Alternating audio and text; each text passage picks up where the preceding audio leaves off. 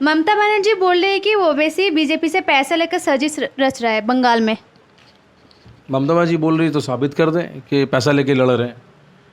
ममता बनर्जी बोलिए, कांग्रेस बोलिए, सीपीएम बोलिए, सारे हमारे पे ये इल्ज़ाम लगा रहे हैं। साबित कोई भी कर दे। अब बोलने में आप कुछ भी बोल सकते हैं, कोई फ़र्क नहीं पड़ता उससे। हम भी बोल सकते हैं, लेकिन बस वही है कि इल्ज़ाम लगना है।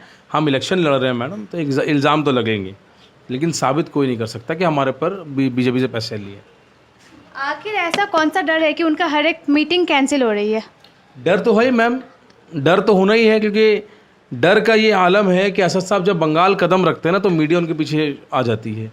और सारे बंगाल नेशनल मीडिया में, लोकल मीडियाज़ में सिर्फ असदुद्दीन ओवैसी चलते हैं, क्योंकि असदुद्दीन ओवैसी जो है वो जो बातें करते हैं ना, वो आवाम की हक की बात करते हैं, आवाम के लिए बात करते हैं। तो जाहिर सी बात है, तो लोग पीछे पड़ेंगे, उनके लोग आएंगे ही, हलचल मचेगी। असदुद्दीन ओवैसी आने से ऐसे भी हलचल मचती है अल्हम्दुलिल्लाह। वो जो शख्सियत है ना, वो गरीबों के लिए, मजलूमों के लिए, दलितों के लिए, आदिवासियों के लिए, सबके लिए काम कर रहे हैं। वो सिर्फ अपनी कम्युनिटी के लिए काम नहीं कर रहे, वो देश के एक नेता है और सबसे आज के वक्त सबसे पॉपुलर नेता है। तो वो जहाँ जाएंगे वहाँ तो आवाज़ उठनी है। मतलब विरोधी दल का कहना है पहले हैदराबाद को ठीक से देखे, फिर बाद में बंगाल में आए। क्या देखें हैदराबाद में? बोलिए, हैदराबाद मेट्रोपॉलिटन सिटी हो गई। हमारा कलकत्ता शहर बहुत साल से मेट्रोपॉलिटन सिटी है। हम जब छोटे तब से सुनते हैं कि इंडिया में 4 मेट्रोपॉलिटन सिटी है, उसमें एक कलकत्ता भी है। आप कलकत्ता से 20 किलोमीटर आगे जाइए, हावड़ा पार करिए, उलूबेड़िया देखिए हालात क्या है, साउथ चौसमा देखिए, नॉर्थ देखिए। 12 डोमिनेंट डिस्ट्रिक्ट है पूरे हिंदुस्तान, पूरे इंडिया में, उसमें से 5 तो बंगाल में ही है। आप मुर्शिदाबाद का हाल देखिए, मालदा का हाल देखिए, और हैदराबाद जाकर आप देखिए, तो फ़र्क बहुत है। और हैदराबाद में क्या संभाल रहे हैं? 1100 का मांडे का फंड है, वहाँ पे रिलीज़ करवा रहे हैं हम। वहाँ पे 12% नौकरी, 4% आरक्षण है, रिजर्वेशन है हमारा नौकरी में। वहाँ पे बहुत अच्छे हालात में है, वहाँ दंगे नहीं होते हैं। और हैदराबाद एक ऐसा शहर, एक ऐसा ये वो है कि सबसे पहले अगर असेंबली में कोई अगर एनआरसी सीए के विरोध में अगर पास किया गया कानून वो असेंबली में, तो वो मोशन तो वो हैदराबाद में हुआ, तेलंगाना स्टेट में हुआ। तो ये असदुद्दीन ओवैसी वहाँ कर रहे हैं, और पूरे हिंदुस्तान में कहीं भी नहीं हुआ। पहला हुआ तो वो पहले तेलंगाना से शुरू हुआ, हैदराबाद से शुरू हुआ। ये फ़र्क है, हैदराबाद में हम ये काम कर रहे हैं। एमआईएम ने 7 सीट से चुनाव लड़ने का ऐलान किया है, कितना निकल पाएंगे? हम कोशिश करेंगे, आवाम के बीच में जा रहे हैं, आवाम फैसला करेगी। हम अपने मुद्दों पर लड़ रहे हैं इलेक्शन, आवाम फैसला करेगी क्या कितने सीटों जीतेंगे। अभी पहला चुनाव में हम देखिए, लोहिया ने बोला, लोहिया साहब ने कहा था ना कि पहला इलेक्शन हारने के लिए जाओ, दूसरा हराने के लिए जाओ, तीसरा जीतने के लिए जाओ। तो हम कोशिश कर, हमने अभी शुरू किया है। बंगाल में हम पहला इलेक्शन लड़ रहे हैं। हमारा काम काफ़ी साल से चल रहा है, हम आज पहला इलेक्शन लड़ रहे हैं। आवाम फैसला करेगी कब हमें कामयाब करेगी इंशाल्लाह। इतना लेट से ऐलान क्यों किया है चुनाव लड़ने के लिए? हमारा first, second, third phase, fourth phase में तो कुछ था नहीं। हमारा आखिरी फेज़ में हम कैंडिडेट सिलेक्शन कर रहे थे। हमारे पास बहुत सारे कैंडिडेट आए, फर्स्ट, सेकंड, थर्ड फेज़ के भी आए, हमें लड़ना नहीं था। हमारे पास जो हम मजबूत कैंडिडेट आए, हम वहाँ लड़ेंगे। जो लोग काम करने वाले हैं, जो आवाम के लिए काम करेंगे, हम उनके लिए उनको कैंडिडेट बना रहे हैं अपना। तो इसलिए हमारा 7th 8th फेज़ में था। 6th फेज़ में एक हमारा इटाहार का है, तो वो हम लोगों ने फैसला लिया, देर से नहीं लिया। हमने वक्त पे नॉमिनेशन भी करवा दिया, हम वहाँ पे प्रचार भी, ऐसा प्रोग्राम भी करवा चुके हैं। अभी देर नहीं हुआ मैम। असदुद्दीन ओवैसी सर को बंगाल चुनाव लड़ने में बंगाल के राजनीति में कितना फ़र्क पड़ेगा? बहुत फ़र्क पड़ेगा। आप देखिए, अभी हम 7 सीटों पर लड़ रहे हैं इलेक्शन, तो मीडिया में असदुद्दीन ओवैसी चल रहे हैं खाली। बहुत फ़र्क पड़ेगा। हम शुरुआत छोटी कर रहे हैं, लेकिन बहुत बहुत बड़े मुद्दों पर चुनाव लड़ रहे हैं। हम लड़ रहे हैं दलितों के लिए, आदिवासी के लिए, मुसलमानों के लिए। और हम बेसिकली चुनाव जो लड़ रहे हैं ना, वो इसलिए लड़ रहे हैं कि हमारे जो लोग हैं बंगाल की जो आवाम है, उन तक वो ज़रूरी जो सुविधाएं हैं सरकार की तरफ से, हम जो अपना करते हैं वो अलग है, जो लोग अपना कमा रहे हैं वो अलग है, लेकिन सरकार की तरफ से जो सुविधाएं हैं, जो पॉवर्टी लेवल के नीचे जो लोग हैं, उन तक सुविधा पहुँचे, हम इसके चुनाव लड़ रहे हैं। तो ये बहुत बड़ी शुरुआत है मैडम, बहुत बड़ी शुरुआत है। देखिएगा, जहाँ मतलब जिस जगह चुनाव नहीं लड़ रहे, वहाँ बीजेपी को रोकने के लिए किसको सपोर्ट करेंगे? देखिए, आवाम फैसला करे किसको वोट देना, हम नहीं बोलेंगे आपको। एमआईएम किसको सपोर्ट? हाँ, मैं समझ गई। एमआईएम का कोई हम 7 सीटों पर लड़ रहे हैं, वहाँ काम कर रहे हैं। अब पूरे बंगाल में जो जहाँ भी लड़े वो फैसला करे आवाम से। आवाम तो बीजेपी को रोकने के लिए, आवाम, हम तो खुद बीजेपी के खिलाफ हैं। हम सबसे ज़्यादा खिलाफ बीजेपी के हैं। आज पार्लियामेंट सबसे ज़्यादा बीजेपी के खिलाफ हम ही बोलते हैं। एनआरसी का बिल हमने ही, असद साहब ने फाड़ा पार्लियामेंट के अंदर, और कोई था नहीं दूसरा नेता। ट्रिपल तलाक में सबसे ज़्यादा हमने बोला। ममता के एमपी वहाँ पहुँचे नहीं थे, 8 एमपी पहुँचे नहीं वहाँ ममता के। तो बस बात हो कि हम उसके खिलाफ तो हमेशा हमेशा रहेंगे। आवाम को जिसको वोट देना, आवाम दे फैसला करे। असदुद्दीन साहब के रैली में जितना भीड़ होता है, क्या वो वोट में कन्वर्ट हो जाएंगे? बिल्कुल होगा मैडम, बिल्कुल होगा। अभी शुरुआत मैंने वही बोला ना कि हम लोग अपने मुद्दों पर चुनाव लड़ रहे हैं, आवाम के मुद्दों पर चुनाव लड़ रहे हैं, हम आवाम के बीच में जाकर उनकी बात कर रहे हैं। तो आज वोट बिहार में आप देखिए, इलेक्शन जो हुआ 5 सीटों हम जीते हैं, तो आप देखिए बिहार में सबसे ज़्यादा वोट जीतने में दूसरे नंबर पर अख्तर उल इमान साहब है, करीब 52,000 वोट से जीते वो। तो सोचिए, तो आवाम समझ रही है, आवाम वोट भी देगी और बिल्कुल वोट में कन्वर्ट होंगे इंशाल्लाह।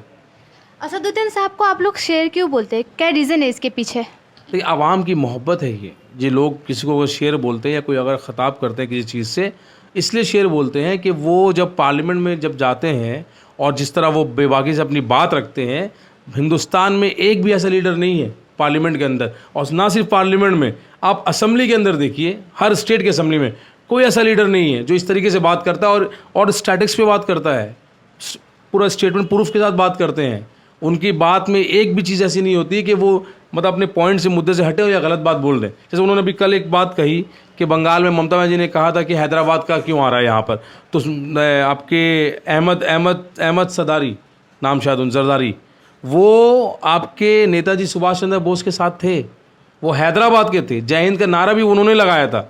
तो हैदराबाद के जब नेताजी सुभाष चंद्र बोस एशिया पहली बार आए थे वो पनडुब्बी से, मरीन से, तो वो उनके साथ थे, तो वो भी हैदराबाद के थे। आज नारा हैदराबाद से निकल के आया, जय हिंद का नारा।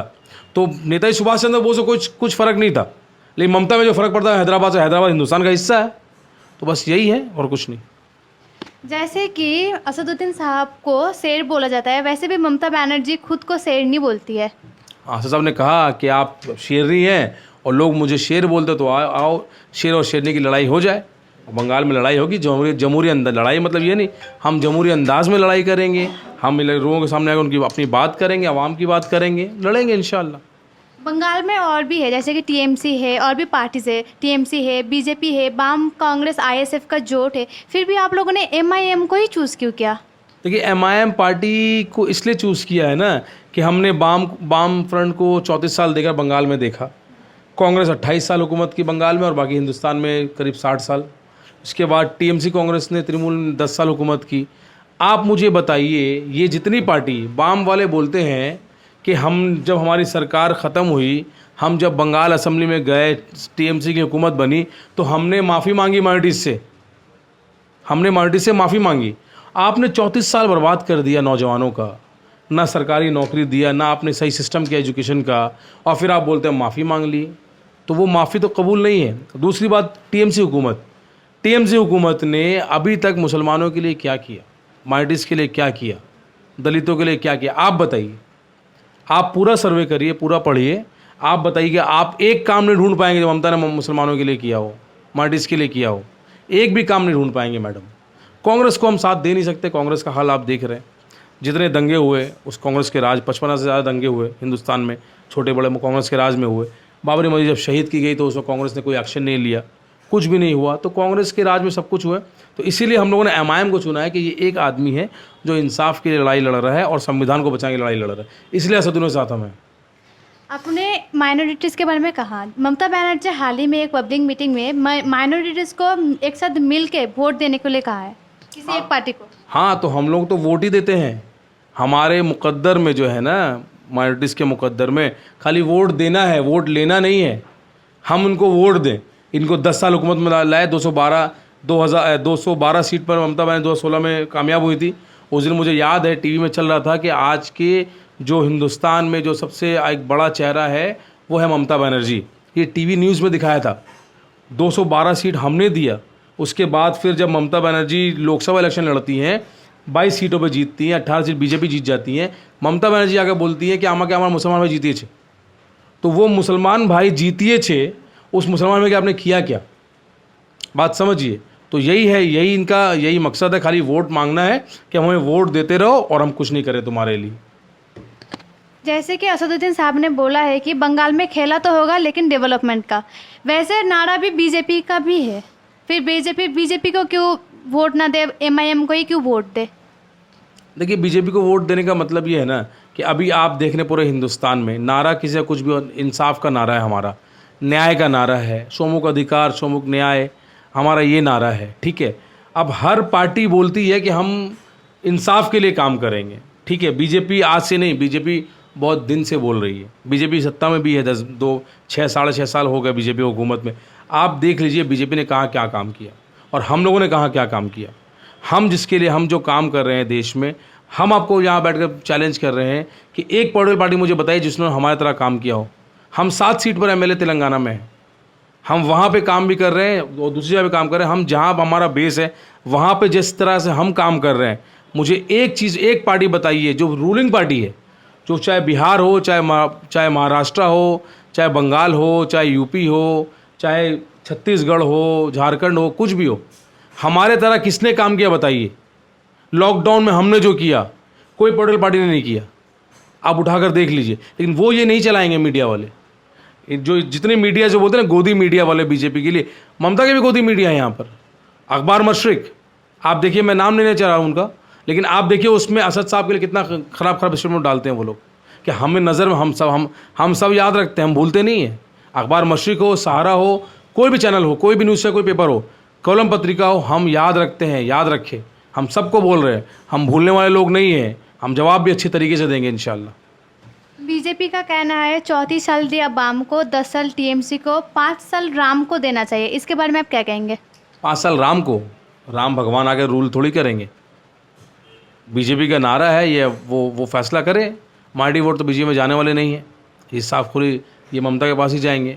अब बंगाल में लड़ाई जो है ना, वो हमारा जो मानना है कि बंगाल में लड़ाई राम की और दुर्गा माँ की है। दुर्गा माता जो है ना, वो बंगाल के हमारे भगवान है और हम इज़्ज़त करते हैं। हम राम भगवान की भी इज़्ज़त करते हैं, दुर्गा माँ की भी इज़्ज़त करते हैं, काली माँ की, वो आप उनके भगवान हैं। वो हमारे धर्म में ये बोला गया है कि आप किसी के धर्म को बुरा मत बोलो, किसी के भगवान को गाली ना दो, ये बोला गया। तो हम इस बात को मानकर चलते हैं। अब फैसला आवाम करेगी किसको वोट देना है, किसको जिताना, किसको हराना। बीजेपी बंगाल को सोनार बंगला बनाना चाहते हैं। जैसे कि बीजेपी का कहना है दीदी ने बंगाल को पूरा बर्बाद कर दिया, अब उनको एक मौका दीजिए कि सोनार बंगला बनाना है बंगाल को। नहीं, इनका जो नीति है ना सोनार बंगला वाला, देखिए दीदी बंगाल को बर्बाद करी, इसमें कोई शक नहीं है। दीदी ने, ममता बनर्जी ने माइनॉरिटीज़ के लिए काम किया है। ये कभी ज़िंदगी में नहीं मान सकते हम लोग कि ममता ने मुसलमानों के लिए कुछ काम किया हो। मैनिफेस्टो में उसने मुसलमान एक वर्ड भी नहीं है। कभी आज तक बीजेपी टीएमसी का एमएलए खड़ा कोई कभी नहीं बोला असेंबली के अंदर कि मेरे मुसलमान भाई, कभी नहीं बोला। ना दलितों के लिए आवाज़ उठाई, ना वक़फ़ के लिए आवाज़ उठाई, ना माइनॉरिटी फंड के लिए, कुछ नहीं बोला इन्होंने। अब सोनार बंगला जो इसकी बीजेपी की बात है ना, तो सोनार बंगला का इनका शायद जो परिचालना जो ये सोचते हैं सोनार बंगला, ये जिस तरह यूपी को बर्बाद किए उस तरह बर्बाद करेंगे। ममता जो काम करी है वही काम ये लोग करेंगे। ये लोगों को हिंदू मुसलमान धर्म में बांटना है। ममता बनर्जी को भी माइनॉरिटी के लिए कुछ करना नहीं है, इनको भी माइनॉरिटी के लिए कुछ करना नहीं। माइनॉरिटी इनके भी दुश्मन। ममता को तो माइनॉरिटी वोट दे रहे हैं, तो ममता ने कुछ नहीं किया। इनको तो माइनॉरिटी वोट दे, तो ये माइनॉरिटी कुछ करेंगे नहीं। तो सोनार बंगला नहीं, बीजेपी मुक्त बंगाल बनाना, भारत बनाना हम लोग को इंशाल्लाह हम लोग लड़ेंगे और एमआईएम बड़ी ताकत बनकर इंशाल्लाह सामने आएगी, देखिएगा इलेक्शन में।